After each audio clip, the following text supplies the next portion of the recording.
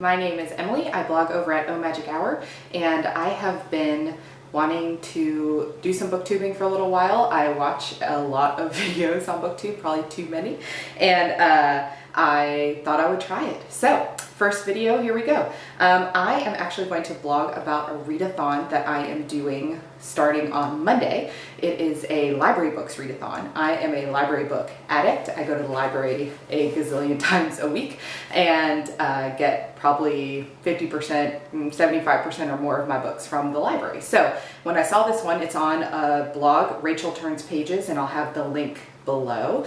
And it goes from Monday for a week. So it starts on the 9th and I think it goes to the 13th. But anyway, I'll link the sign up post in the underbar. And so I wanted to go through some of the library books that I have out right now that I might be reading for the readathon.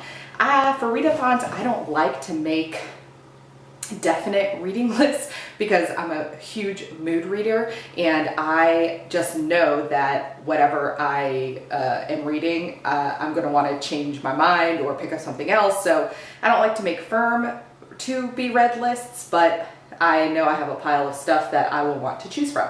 So let's go over them. So one thing I really like to do in a readathon is read graphic novels or manga. And so I've been making my way through Fruits Basket. I'm on number 4 and I have that one out from the library right now. So I will probably read this one. I also have a few middle grade books. I have Wildwood is all it's called. And this one is kind of an atmospheric fairy tale coming of age middle grade story. It has a map. I'm a sucker for books with maps, and it has some pretty little illustrations. I don't know if you can see that at the beginning of every chapter.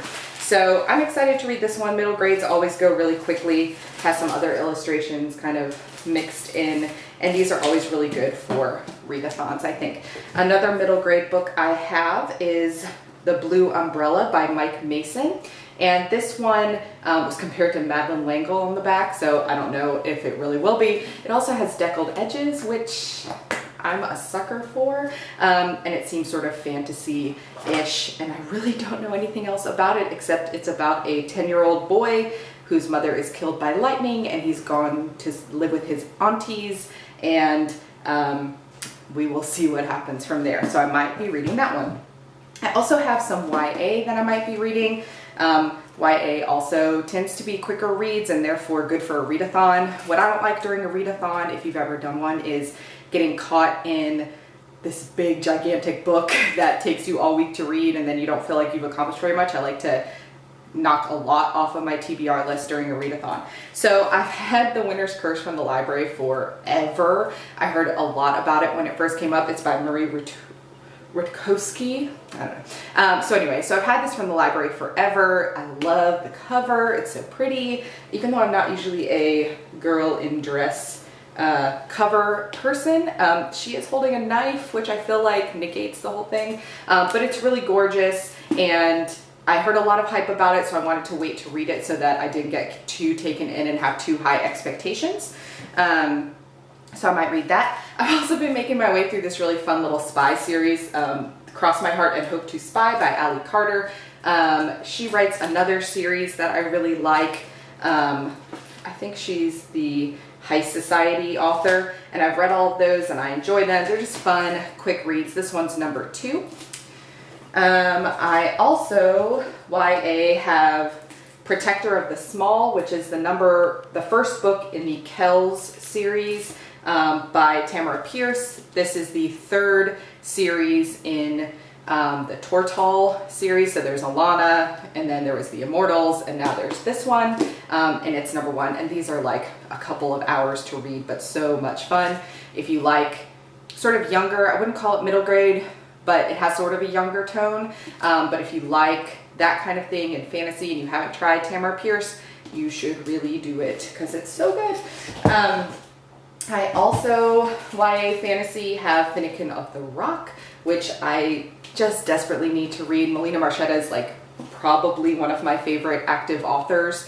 I love everything I've read of hers, and I really love fantasy, and I've heard so many good things about this book, and I don't know why I haven't read it yet.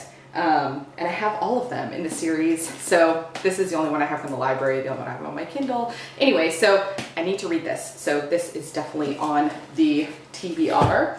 I also have Champion by Marie Lu, which I can't hold up because it is sitting on the hold shelf waiting for me to come get it. And then adult novels. I have The Museum of Extraordinary Things, which appears to be kind of a period piece set in New York City at the turn of the century, at Coney Island, and it's like a Coney Island boardwalk freak show. Interesting, beautiful story, good writing. I don't know much else about it. It was a complete impulse pickup at the library. Toni Morrison blurbs it on the back, so that can't be bad. I also have The Lowland by Jhumpa Lahiri. I'm positive I butchered that, but anyway, The Namesake is excellent. I really have been wanting to read this, so I might do it this week. And then finally, I have Midnight Riot, which is just this little mystery novel, sort of a fantastical urban fantasy / mystery with a policeman who sort of investigates magic and the uncanny and things like that. So it's first in a series. I haven't read any of them yet. I've had it from the library for like a month and I really just need to read it. So if you're interested in doing a readathon and you're a library addict like me, you might want to go to Rachel Turns Pages and check that out.